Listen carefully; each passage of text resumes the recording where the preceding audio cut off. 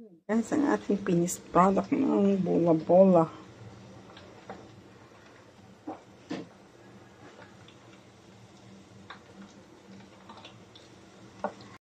Hi mga kabingkay!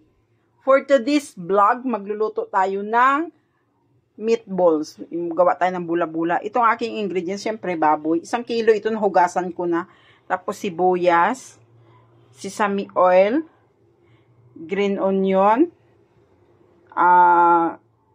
shaoxing, rice wine, carrots, tapos 2 itlog, yan lang guys, at saka tuyo. Yan ang ating ingredients sa ating bula-bula guys. Yan ang ating mga ingredients lahat-lahat. Yan, ngayon ihalo natin dito sa ating bowl na malalim. Halo natin, lagay natin ang baboy. 1 kilo yan guys, ang baboy ko.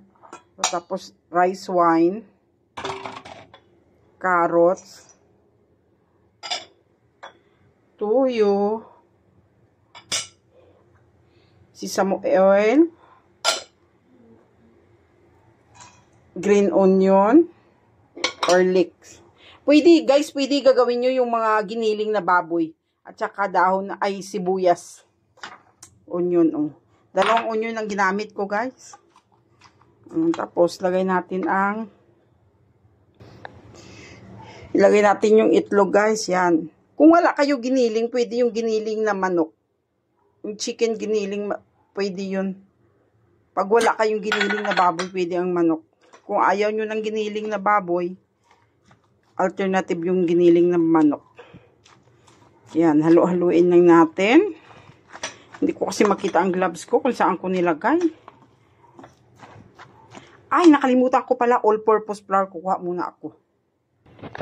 Yan na siya, guys. O, ilagay na natin ang all-purpose flour. Nakalimutan ko. Yan.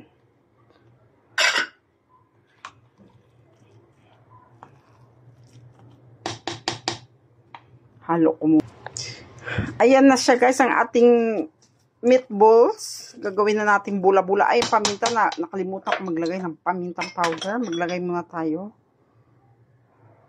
Mas gusto ko kasi maraming paminta. Mas masarap. Yan lang. Yan lang ang ating ingredients sa ating bula-bula, guys. Masarap to, promise. Ngayon, gagawa. Diyan na muna kayo, guys. Gagawa muna ko. Gawin ko lang bowl siya. Tapos mamaya ipakita ko sa inyo. Pag naubos ko na kagawa. Kasi ipapadala ko pa sa Binondo itong aking lulutuing bula-bula. Aking bula-bula, guys. Sa 1 kilo, 56 ang nagawa ko. Yan. Ito, aking bula-bula. Yan. Yan. 56 piraso ang nagawa ko sa 1 kilo. Yan, ngayon, nagpainit ako ng mantika ko dito. Hinaluan ko yung bagong mantika, hinaluan ko siya ng lumang mantika. Pero baboy pa rin.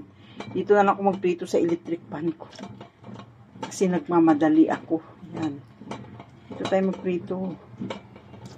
Lagay na lang natin. Lagay.